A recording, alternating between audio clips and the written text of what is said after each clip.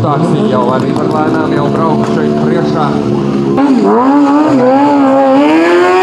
Skaisti ir ratā un gandrīzās te pieskārās pie zemes, tagad pieskārās, jā. Vajag. Aiziet ristiņš. Brīdis visu kontrolējam pati. Bez rokām zīmē. Astotnietiņš, jā.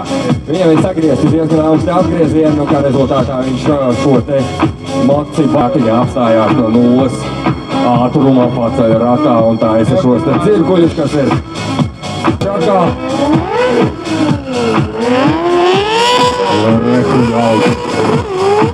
Uzgavilējam Dīdzim patīk, ka viņam aplaudēt. Tā kā, ja seisītim nav kur pa vasaru bērnu likt, vedam pie Dīdža. Viņam ir nometes, kur tas bērns dabūs pēc pilnas topīs 180 grādu pagriezienu, kā es neliekam pie zemes. Kaut kas iztecēja ārā, mēs varam vienkārši šovā.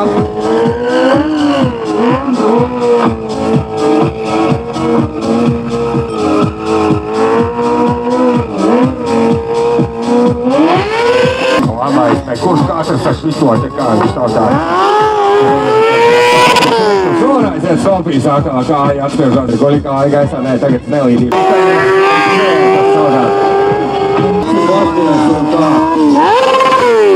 Sofijas ar tādu pārku kūpotu moču aizmuguri. Nu, pārstāstīts sniegums no to notika.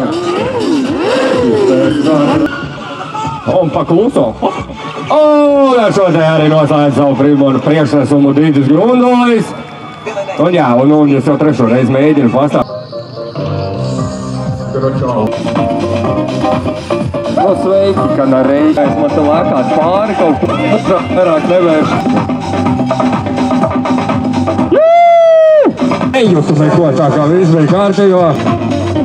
Un, hop, vēlēt. Kas nav atriepties viņiem?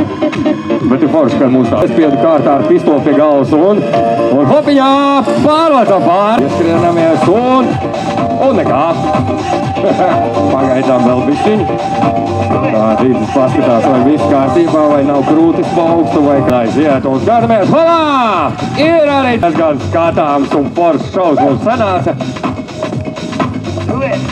Tā kā tā, lēnu garu sākam atvadīties no Dīdža Grunduļa. Liels paldies!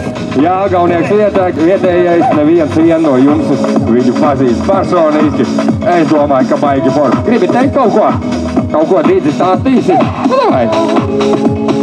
Jā, šodien publika bija tāda bišķi priecīgāka. Šova laikā baigi forši, ka ir itīgas emocijas. Šodien man patika. Baigi maličus esmu. Paldies! Nu, ko,